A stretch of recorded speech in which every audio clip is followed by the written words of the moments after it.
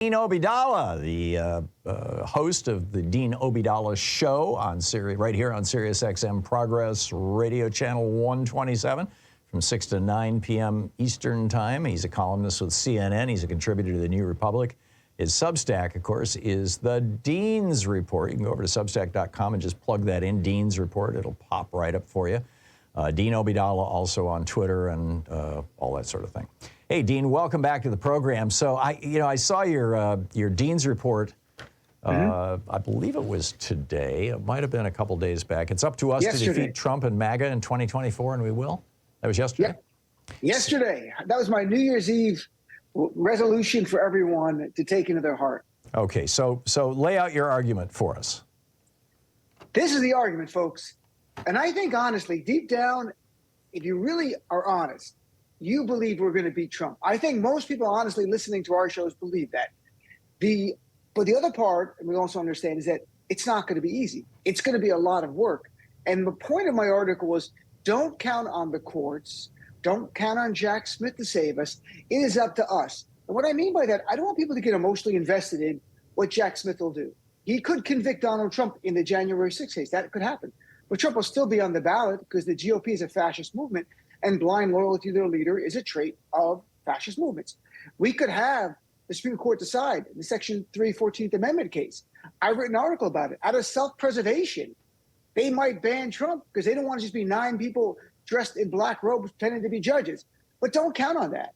And what I mean by don't count on it, I don't want people to feel like, oh, you look, Trump got away with it again. Oh, he's not being held accountable. The system's rigged. His win is inevitable. It's not inevitable. We beat him in 2020. We won in 2022, much bigger. 2023, we won really big. So my whole point, my plea to my fellow Democrats and even the Republicans who are anti-Trump is, don't be lulled into the media narrative that they tried to sell us in 2022. A red wave was coming. They pushed these polls on us to suppress our vote. We didn't listen then. We came out big. The same thing. If we come out big in 2024, we're going to win. But don't count on anyone else to save us but us. And that's my big thesis. Yeah, well, I think that's a brilliant analysis and highlights the importance of double checking your voter registration. First of all, making sure you're registered to vote. But secondly, particularly if you live in a blue city that's located in a red state, they purged over 20 million people from the ballots in the years leading up to the 2 preceding presidential elections. And, something like 10% of all registered voters were purged from the rolls. And they're doing it right now. I mean, Florida's purging people, Georgia's purging people, Texas is purging people. Every state that has a Republican Secretary of State, which is pretty much, all the red states, they are purging people aggressively right now. And the epicenter of those purges will be the cities, the blue cities, because they don't want and college towns. So, double check your registration and make sure that everybody, especially if you live in a red state, and make sure that everybody, is registered. Now, I'm arguing in the piece that I published yesterday that over at Hartmann Report that basically Trump is not just a political leader, he's also a cult leader. And that is not unique to Trump. That is one of the characteristics that is rarely identified, although, in scholarly works that's clear. But in pop stuff about the fascist leaders like Hitler and Mussolini, I lived in Germany for a year. I knew people who had met Hitler, or who knew Hitler, or were followers of Hitler, or were in the Hitler Youth. I mean, these guys, they were all in their 70s and 80s when I knew them. They're all dead now. But I spent a lot of time with these people, and they were all, they put Nazism behind them, but they were very clear that it was a cult of personality. And with a cult of personality, when you destroy the cult leader, the cult pretty much always dies. I mean, you saw that with Charles Manson's group. You saw that with Maharishi's Transcendental Meditation. I mean, you see it with toxic cults and with healthy cults. You saw that with the Hare Krishna movement. I've seen it with other, minor religions. It almost happened to I think the last big cult that died in the United States, or almost died in the United States, that survived, the last 2 were the Seventh-day Adventists and the Mormons, who were, end-time cults. And so my belief is that if Trump gets taken off the ballot in enough states that it's impossible for him to win the presidency, that's the end of Trump. that he no longer has any political leg to stand on. He'll be, pushing 80. I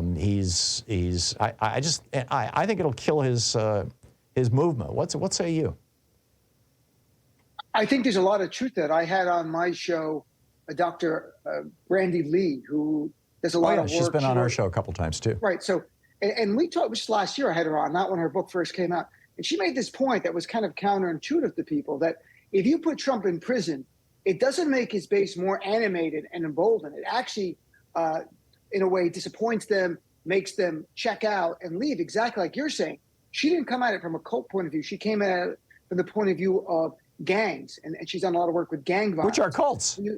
Exactly. So if you have a gang leader who's a charismatic gang leader, whatever the gang is, and that gang leader goes to jail, yeah, they're going to have some remnants of the gang exist, but the leader who brought them together, who was the one that unified them, in a way transcended any little squabbles they had and differences, well, that fractures. So yeah, I agree with you. So either the analysis by her, which is more of an organized gang, a criminal gang, or you as a cult, absolutely. There's going to still be remnants of it. I mean, Stephen Miller and Steve Bannon, who should be in prison right now and still escaping justice. I mean, Miller should not be in jail. I dislike Miller. I have no crimes, but I mean, Steve Bannon should be in jail. Look, they're going to try to keep it going. Donald Trump Jr. will try to be the heir apparent. Right. It's not going to work in the long run, but No. MAGA will be with us. But the point of my article, Tom, is that even if Trump's gone, look at Nikki Haley, look at Ron DeSantis. They are awful. They are as right-wing as they come. And they both recently pledged to pardon Donald Trump if he's convicted, so he's not held accountable for attempting a coup, for inciting a terrorist attack. There's nothing redeeming about either of them. So we've got to come out big, not just to defeat Trump, doesn't matter who they put up, and to win the House back and keep the Senate, so that President Biden then can pass legislation, which is what motivates us as Democrats. We want policy to change. Right. We're not a cult of charisma. We want, in fact, I don't care how, Joe Biden doesn't have that much charisma. That's not why we support Joe Biden. It's about policy. And our differences with Joe Biden are not because he's older or not that charismatic. Our differences as Democrats are on policy as well. That's what motivates us. Right. And that's what inspires us. And the point that I made in a piece a couple days ago that I think intersects or interacts well with your perspective here, Dean, is that when you look at successful political cult leaders, and I'll go back again to Hitler and Mussolini because everybody's familiar with them, but you could say this of many others, and compare them with unsuccessful cult leaders. I would argue that Erdogan, for example, in Turkey is an unsuccessful one. He's barely hanging on to power, and he's having to use violent repression to do it. But and I think Putin is another successful cult leader. He's got a substantial cult following in Russia. His actual popularity numbers in Russia, at least before the invasion of Ukraine, were in the 80s. That person has not just the big 5 personality characteristics that are typical of leadership that have to do with extroversion and the willingness to take risks and charm and all that kind, but there's a 6th personality trait that is unique to these people, and that is psychopathy. That they're literally. They're psychopaths. They believe that they are the only person on earth, the only true human being on earth. So they have no problem making decisions that send thousands of people to their death. They have no problem, just ripping the country apart and committing crimes as long as it keeps them in power. And sure. And that is relatively unique. Ron DeSantis has Trump's psychopathy, but he doesn't have Trump's charm. He doesn't have Trump's charisma. And I hate attaching these words to Trump, but we have to acknowledge it's there. It's true. It's how he's gotten the success he has in his life. It's how he's gotten away with so many of his crimes. Certainly. Nikki Haley has some charisma. I don't think she has Trump's psychopathy. No. Ron DeSantis is a psychopath, but he's not charming. Nikki Haley's charming, but she's not a psychopath. I don't think, therefore, that either one of them, really represent that big a risk, because I don't think either one of them can be elected president. But I could be proven wrong. No, they could be if mainstream Republicans who would never vote for Donald Trump perhaps came back, and some Democrats who are only voting. And recent polls show that a majority of Democrats who say they're voting for Biden are voting against Trump. Right. Now, as opposed to for Biden. That happened in 2020 as well. It's still today. I saw just a poll in Reuters poll just a few weeks ago showing this again.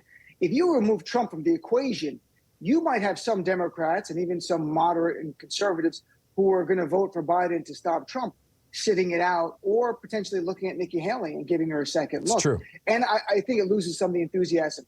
It's true. Let's be blunt Arguably, here. keeping Trump on the ballot is the best thing. Yeah, right. Exactly. I think Biden needs Trump. I have to be honest here. Yeah. We're all bluntly honest. We all want Biden to win and Democrats to win if it's not Biden. Yeah. But I think just hardball politics analysis, Biden needs Donald Trump. That's what the polling indicates to me. I think you're absolutely right, Dean. And that said, I also think that if he's taken off the ballot, I just don't think it's going to help the GOP. I guess some are going to leave. I think if he's, because Tom, some people are really just Trump. I think They're the not base is just Republicans. going to be furious. They're just going to walk They're away. going to be mad. That I already saw hints of that, because some on the right were pushing back, going, "Don't say if Trump's banned, you're going to walk away." And I love hearing that, because yes, to your point, if it's a cult, they're there for the cult leader. They're not there for the cult's policies. Right. So Also, the cult leader's gone. They're not voting. They're gone. Yeah. Also notice that it is not Democrats who are saying Trump should lose at the ballot box rather than be taken off by courts. There's a couple of Democrats who are saying that, but the vast majority of people, politicians who are making that argument, are Republicans. And now if Republicans think taking Trump off the ballot will hurt Republicans, we should pay attention to that. That's a good point. But look, at the end of the day, we're going to see what the Supreme Court does. They're going to be almost forced to hear the case. There's a chance they don't, but with Maine barring Trump as well, I think they're going to have to hear it. They could rule. You could have a 7-2 decision saying he's disqualified. You could have 9-0 the other way, and you really could, where they go, well, we're just going to make it clear we're not going to decide this issue, and we're going to rule that he can stay on the ballot, or somewhere in between that keeps on the ballot. But he could be disqualified. That's it. We'll have to live with it. We'll see. I think the constitutional, if I was on the Supreme Court, the constitutional position, I believe, is it's up to the states. That's what the Constitution says. States administer, the states determine eligibility.